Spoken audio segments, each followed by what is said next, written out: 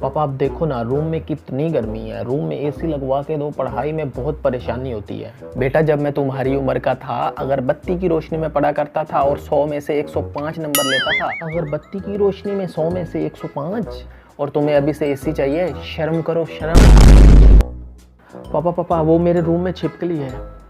अरे जब हम तुम्हारी उम्र के थे, डायनासोर के सर पे टपली मार के उसको भगा देते थे। तुम छिपकली से डरते हो?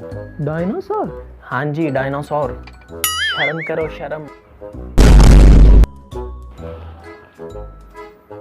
हैप्पी बर्थडे बेटा। कितने साल का हो गया?